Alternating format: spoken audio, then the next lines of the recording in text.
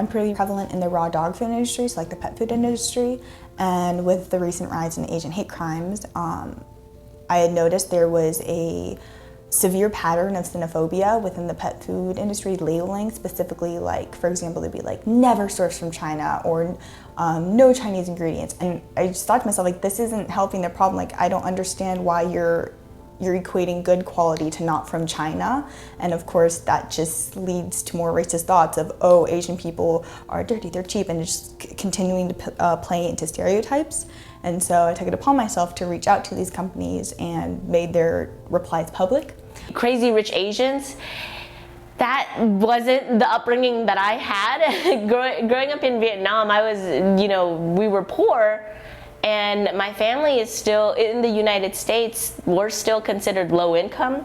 And so that wasn't really applicable, except maybe faces, right? I really think it's gonna be a while before we see anything that centers like Vietnamese people, because fresh off the boat with Constance Wu and Randall Park, so that is a Chinese American family, right? And I kind of recognize the language and I'll pick it up here and there, but still, I feel more tied to my Vietnamese roots than my Chinese roots, and so I've yet to see anything that really connects with me on that level. And I feel a responsibility as a filmmaker to start producing and creating those types of films, especially with queer stories interlaced with it, because there also aren't too many movies there of queer Asian Americans.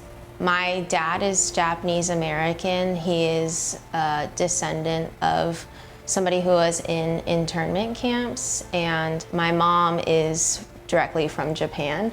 And so I think that's a little bit different than other experiences. I think either your parents are both immigrants or second, third generation, but not both. And so it's interesting to see the different perspectives of like being raised by one person who's very activisty, very much understands the fight of social change, and then on my mom's side, it's not that she doesn't support it, she just doesn't understand. She's never really had to fight that fight until she came here, and she didn't understand. She's like, why are people so mean to immigrants? Like, I didn't do anything, I'm just here. The model minority basically says everybody's all the same and y'all are supposed to be successful, and is used as a weapon to divide races. So that's the truth. But I think because it's so pervasive, it's hard for some Asians to even recognize, hey, it's okay for me to be struggling, or it's okay for me to acknowledge there's pain and suffering. It's okay for me to acknowledge oppression. And when you can't even get the truth out, I mean, it's hard to get any healing.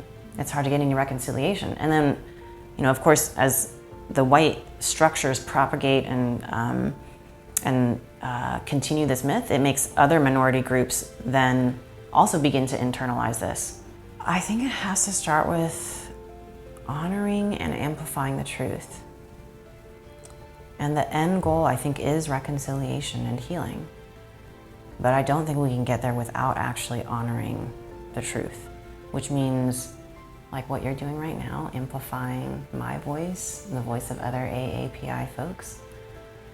It means white people specifically, anyone who has power and is in an institution, to amplify our voices, our truths, our stories, our narratives, not just in quantitative numbers, but in our personal experiences.